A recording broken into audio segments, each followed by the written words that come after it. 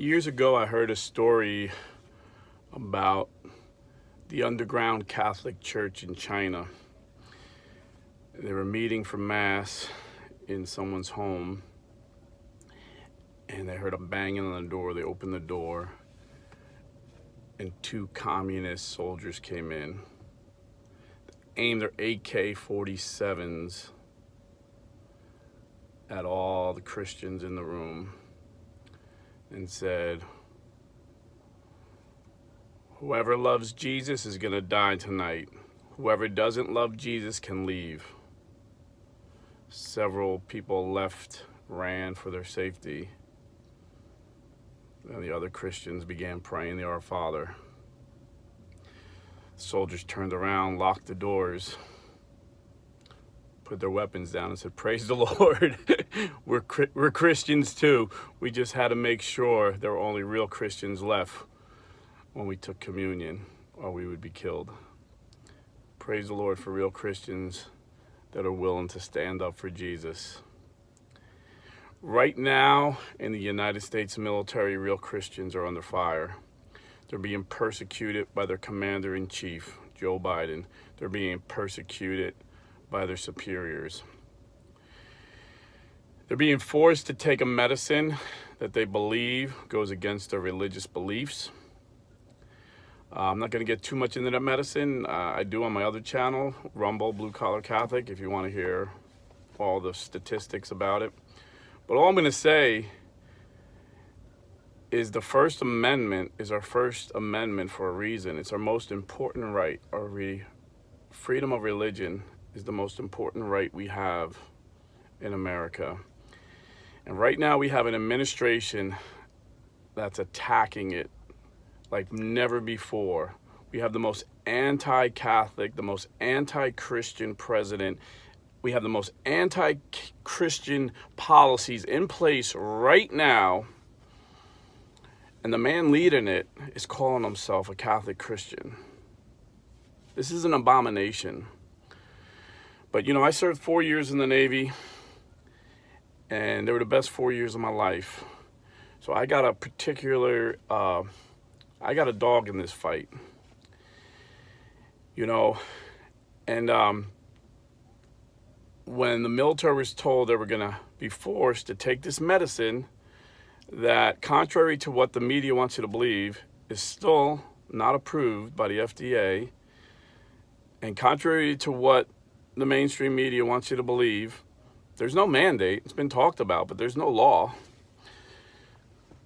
But this is a way to separate the real believers from the fake believers, or the weaker believers, I should say.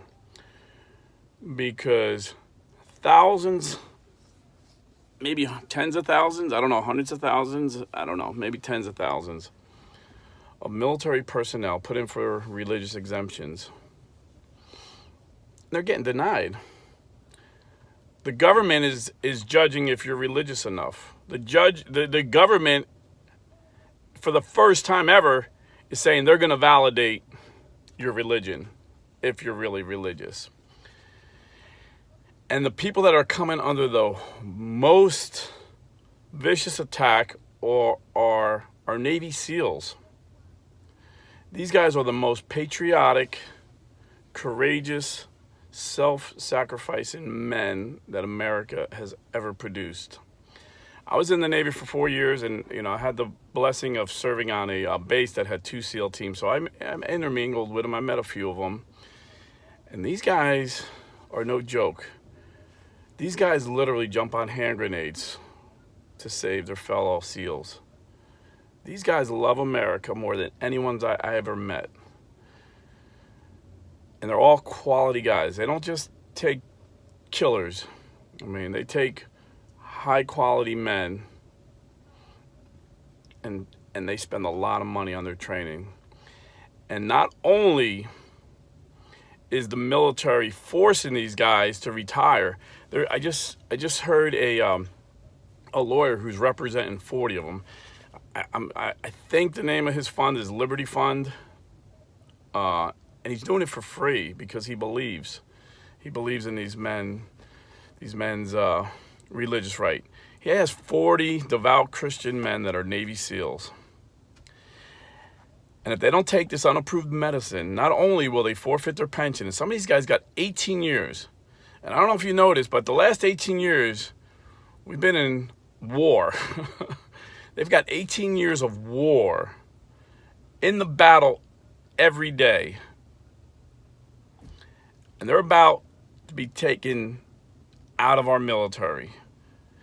And not only that, the military's telling them they got to pay back the money the military spent for their training. If that is not the most ungodly, most unrighteous thing you've ever heard of. It costs like $500,000 to train a SEAL. They know these SEALs don't have $500,000. These guys don't do this for the money. These guys do this because they love America. They're going to make them pay back $500,000, lose their pension. Imagine, you serve 18 years, you figure you got another 2 years and you could rest with your family to enjoy your family and get a retirement. It's still not enough to live on. Most of these guys, they get second jobs. But, 20 years as a Navy SEAL, I'm sure they, get a decent job, I would hope. But they're going to take that away and make them pay back because they're sticking to their religious principles. If this isn't reason enough for us to get motivated and unelect these ungodly politicians, we need to crush, in the elections, I'm talking figuratively, we need to crush the Democrats in the midterms. And then we need to crush President Biden in 2024, or who's ever going to be running. We have to have such an overwhelming victory at the polls that no one will ever think again that it's a good idea to threaten our religious rights. And I pray that our bishops next month, I pray to God that they make the right decision and they decide to deny communion to these ungodly politicians. The issue at hand is mainly that we have the most pro-abortion president in the history of America, and the Democrat Party is pushing the most pro-abortion agenda ever in America. That's the number one issue they're talking about. But we need to talk about the religious persecution that's coming upon our military and upon everybody. I'm hearing a lot of people getting their religious exemption denied at work. That somehow these businesses feel that they have the right to validate or invalidate their religious beliefs of their employees. This is insane. This is un-American. This is ungodly. This has to stop. We have to get involved. And if you're a religious leader, whether you're Protestant or Catholic, you need to stand up and speak out against this religious persecution. And again, we need to put pressure on our bishops, send letters, send emails, pray for them, that they know we need to deny communion to these ungodly politicians. And then let us separate the weak and strong Christians, ones that just want to use our name to get elected. The church talks about church discipline. St. Paul says, if a brother's sinning, go talk to him one-on-one. And if they don't listen, bring a witness. And if they don't listen to that witness, bring him before the whole church. And if he doesn't listen to the church and stop sinning, then treat him as if he was a Gentile or a tax collector. It's what we call excommunication. I'm sure there's been good bishops and good priests that have talked to these politicians, and these politicians still want to live in their sin and promote abortion and religious persecution.